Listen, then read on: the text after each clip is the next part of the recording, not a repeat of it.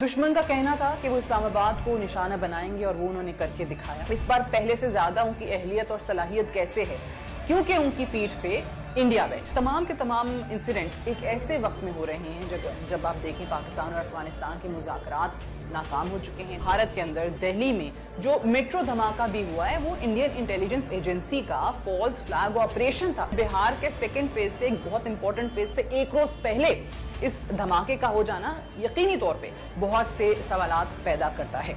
Hello and Islamabad पर कब्जा करने के मुतालिक अफगानिस्तान से जो धमकियां दी गई हैं, क्या ये उसका नतीजा है? अब तक के इतलात के मुताबिक 500 कैडेट्स वहां पर फंसे हुए हैं और 3 खुदकुश बमबार अभी तक अंदर मौजूद हैं। इतना बड़ा वाकया हुआ है और आपके प्राइम मिनिस्टर 2 रोजा दौरे पर बाहर चले गए हैं। किसकी बात पे यकीन करें, Delhi police, Indian media, prime minister या फिर होम मिनिस्टर? ऑपरेशन सिंदूर में जो 10 लोग मारे गए थे, ये उसका बदला लिया जा रहा है। इन सारे वाकयात के दौरान अफगान तालिबान ने भी अपना असली चेहरा दिखा दिया है। दोस्तों, दिल्ली के लाल किले के पास हुए कार बम धमाके के बाद ठीक उसके अगले दिन पाकिस्तान की राजधानी इस्लामाबाद में भी कार में धमाका हुआ, जिससे 12 लोगों की मौत हो गई है।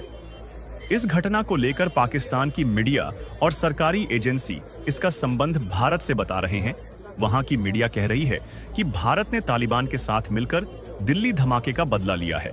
वैसे पाकिस्तान अपने नाकाम पॉलिसी के चलते बलूचिस्तान और खैबर पख्तूनवा के बलोच और पश्तून लोग सरकार से खफा हैं और इस तरह की घटना को अंजाम दे रहे हैं। तो चलिए देर ना करते हुए इसी पर आगे पाकिस्तानी मीडिया का रिएक्शन देखते हैं। सबसे पहले पाकिस्तान से करेंगे, उसके बाद हम इंडिया का रुख करेंगे, क्योंकि पाकिस्तान और इंडिया दोनों में एक ही तरह के कुछ वाकयात रूनुमा हुए हैं, बहुत ही अफसोसनाक वाकयात रूनुमा हुए। इंसानियत का मामला है। सबसे पहले हम इंसानियत को देखेंगे, इंसान को देखेंगे सबसे पहले। अच्छा खैर, पाकिस्तान में सबसे पहले हम बात करते हैं इस्लामाबाद की, उसके बाद यह है कि वाना का रुख करेंगे, जो एक्स फाटा है, फेडरली एडमिनिस्ट्रेटिव ट्राइबल एरिया। उसके बाद हम फिर इंडिया का रुख करेंगे। इंडिया का क्योंकि चैप्टर ज़्यादा लंबा है, थोड़ा सा हमने सोचा कि इन चैप्टर्स को पहले हम कवर कर लेते हैं। इस्लामाबाद दुश्मन एक बार फिर से कई सूरतों में पाकिस्तान पे जंग मुसल्लत करने की कोशिश कर रहा है, इनफैक्ट कर चुका है। अगर गुज़श्ता 48 घंटे में जो वाकयात हुए हैं, जो सानेहात हुए हैं, अगर आप उनको देखें तो पहला जुनूबी वज़ीरिस्तान वाना कैडेट कॉलेज, जहां पे उस वक्त 525 कैडेट समेत 650 अफराद मौजूद थे, असातिज़ा समेत, जिन सबको रेस्क्यू कर लिया गया। एक इंसिडेंट यहाँ पे होता है और कल फिर हमने देखा G11 कचहरी के बाहर पुलिस की गाड़ी पर खुदकुश हमला किया जाता है, जिसमें 12 अफराद शहीद हुए और 27 जख्मी हो जाते हैं। अब आपको पता चलता है कि इसके अंदर मुलव्विस अफराद कौन से हैं। पाकिस्तान को एक वक्त में कितनी सूरतों के अंदर इस जंग का सामना करना पड़ रहा है।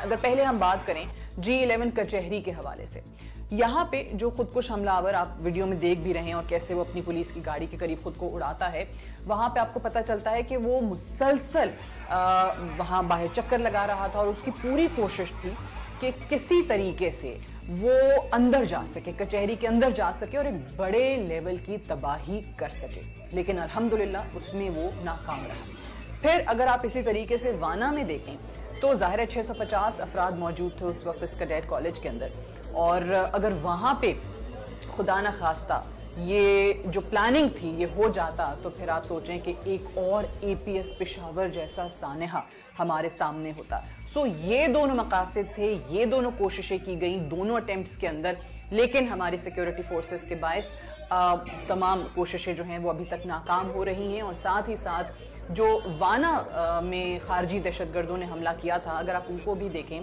तो तमाम के तमाम उन खारजियों को जहन्नुम वासिल कर दिया गया है।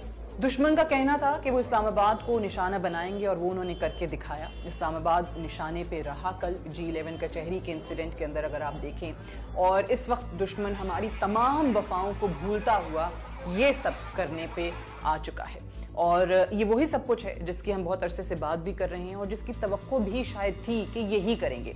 और ये तमाम के तमाम इंसिडेंट्स एक ऐसे वक्त में हो रहे हैं जब आप देखें पाकिस्तान और अफगानिस्तान के मुज़ाकरात नाकाम हो चुके हैं, और अगर ये कहा जाए कि मुज़ाकरात का चैप्टर ही क्लोज हो चुका है तो वो गलत नहीं होगा।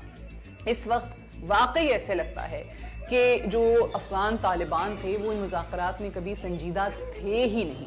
अब अफगान तालिबान हो या खुद को तहरीक तालिबान पाकिस्तान के साथ मुंसलिक करने वाले और ये नाम देने वाले लोग हों, ये तमाम के तमाम इस वक्त आपको नजर आता है कि कैसे पाकिस्तान पे वार करने के लिए तुले बैठे हैं। सवाल ये पैदा होता है कि क्या ये इतनी अहलियत रखते हैं कि पाकिस्तान में दहशतगर्दी फैला सकें जैसे एक ज़माने में पहले हुआ करती थी? तो इसका जवाब है यस, बिल्कुल वो अहल हैं। क्यों? इस बार आपको पहले से ज़्यादा मुनज़्ज़म क्यों नज़र आते हैं? इस बार पहले से ज़्यादा एक्टिव क्यों नज़र आते हैं? इस बार पहले से ज़्यादा उनकी अहलियत और सलाहियत कैसे है? क्योंकि उनकी पीठ पे इंडिया बैठे। जैसे हम देखते हैं कि बॉर्डर इलीगली क्रॉस करते हैं वो लोग और उनको करवाया जाता है बाकायदा, उन दहशतगर्दों को पाकिस्तान एक्सपोर्ट किया जाता है।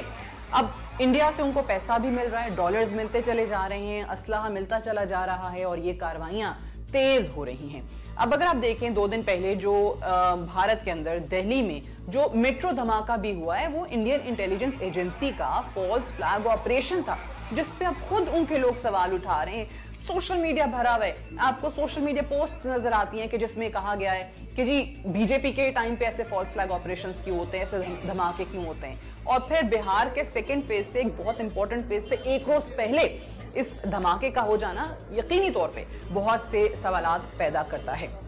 अब ये जो फॉल्स फ्लैग ऑपरेशन किया गया, हम हमेशा से देखते हैं कि उसकी आड़ में फिर पाकिस्तान पे कोई ना कोई अटैक किया जाता है और उसकी आड़ में इस बार ये दहशतगर्दी की कार्रवाइयां हमें नजर आ रही हैं, जिन 2 इंसिडेंट्स का मैंने आपके सामने जिक्र किया।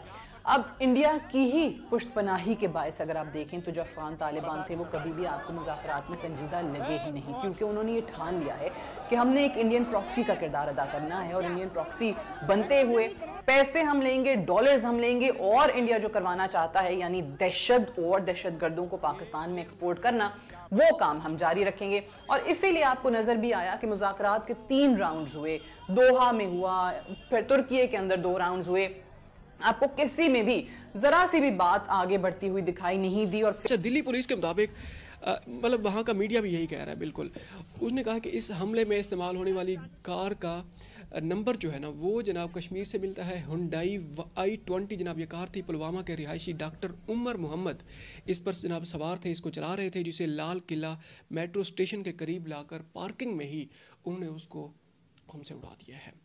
और जनाब ये हुआ कि अब ये इसमें जो कार इस्तेमाल हुई है, अब ये अच्छा थोड़ा सा इसको हम कंटेक्चुअलाइज कर लेते हैं। फरीदाबाद जनाब एक इलाका है, वहाँ पर कुछ टाइम पहले जनाब एक अटैक हुआ था, कुछ अर्सा पहले वहाँ पर।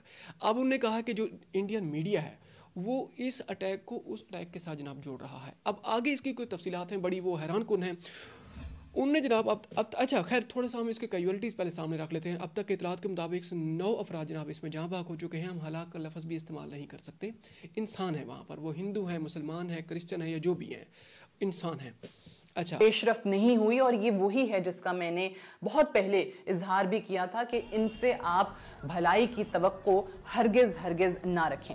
अब पाकिस्तान इस वक्त जिन चैलेंजेस का हम जिक्र करते हैं, एक खुला दुश्मन जो कि मशरकी सरहद पे भारत बैठा हुआ है और भारत की हमेशा से कोशिश रही है कि पाकिस्तान में किसी न किसी तरीके से इंस्टेबिलिटी जो है वो क्रिएट की जाए। अब वो एक ऐसा दुश्मन है जिसने हर मुमकिन कोशिश की पाकिस्तान में बदअमनी पैदा करने की, और ये किसी से ढकी छुपी बात नहीं है, हमारे पास बेतहाशा ऐसे इंसिडेंट्स मौजूद हैं। अब दूसरा जो बड़ा चैलेंज है वो हमारे इंडिया की प्रॉक्सी बने हमसाए मुल्क अफगानिस्तान जो कि मगरबी सरहद पे है।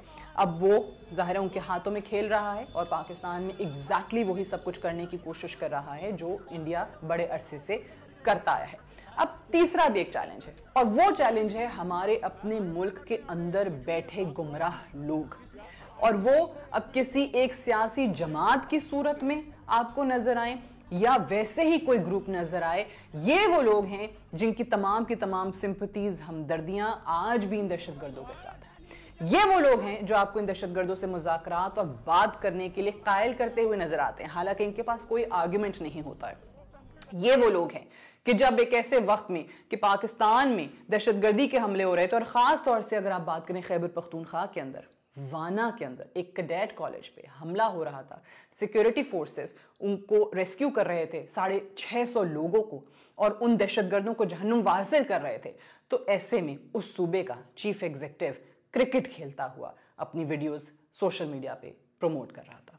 सो ये आलम है इनकी संजीदगी का, ये वो चीफ एग्जीक्यूटिव है जिसको उस वक्त जब दहशतगर्दी उसके अपने सूबे में हो रही थी उन सिक्योरिटी फोर्सेस के साथ होना चाहिए था, लेकिन नहीं, वो खेल में मसरूफ थे और वो सोशल मीडिया पे अपने फॉलोअर्स इस अंदाज में बढ़ाने की कोशिश कर रहे थे। अब ये वो माइंडसेट है जिसका हमें मुकाबला है, जिसका हमें सामना है। ये माइंडसेट ठीक होता है या नहीं, ये तो वक्त ही बताएगा। और इन लोगों के साथ क्या सलूक होना चाहिए, ये भी मुख्तलिफ आराए इस हवाले से सामने आती हैं। बट एक चीज जरूर मान लेनी चाहिए कि ये माइंडसेट भी पाकिस्तान के दुश्मनों में ही शुमार किया जाता है। अब सवाल ये है कि इनका जो एक हमेशा से आर्गुमेंट रहा है मुज़ाकरात करने का, इस चीज से सोच से हमें बाहर आने की जरूरत है कि मुज़ाकरात हल नहीं है।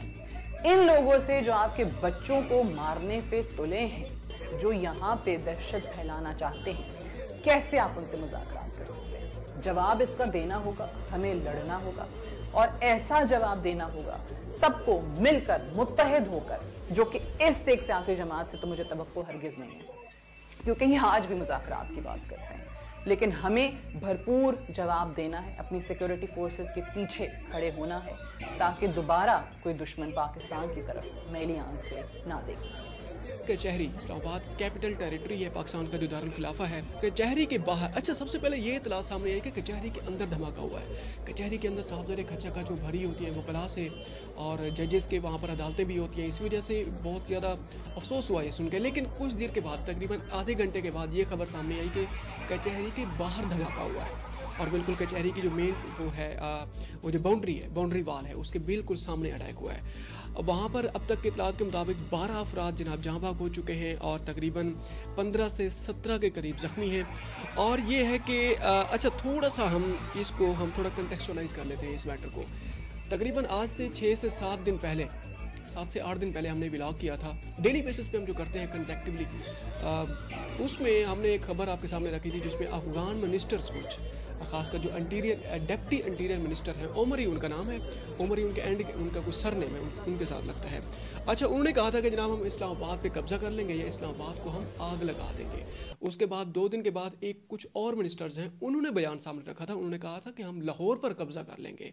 अच्छा, उन्होंने भी फिर उस दौरान कुछ विजुअल्स को सामने रखे गए जिसमें इस्लामाबाद में वो है सेंटोरस मॉल है, बहुत बड़ा मॉल है, वहाँ पर 3 बिल्डिंग्स है, उसकी 2 है सॉरी, उसमें उसको बाकायदा तौर पर उसको जलाते हुए और AI बेस्ड वो जो इमेजेस थे वो सामने रखे गए थे। अच्छा खैर, अब यह है कि पाकिस्तान ने बाकायदा तौर पर इसके जो ताने बाने हैं डेफिनेटली उसके साथ मिलते हैं। अब जो खुदकुश हमलावर वहाँ पर आया है वो ऐसे तो नहीं आया, उसके जो हैंडलर्स हैं वो किसके साथ आए, इसकी वजह से वहाँ पर जियो फेंसिंग भी वहाँ पर स्टार्ट कर दी गई है, क्योंकि उस एरिए में जो भी लोग आते हैं और वहाँ से जो लोग जाते हैं उनको इजीली ट्रैक किया जा सकता है, क्योंकि वहाँ पर जो गाड़ियाँ भी एंटर होती हैं, इस्लामाबाद की हम बात कर रहे हैं, उनको भी बाकायदा तौर पर ट्रैक किया जाता है। वो एक बहुत बड़ी व्हीकल होती है, उसके अंदर से उनको गुजारा जाता है, अक्सर गाड़ियों को ऐसे ही गुजारा जाता है।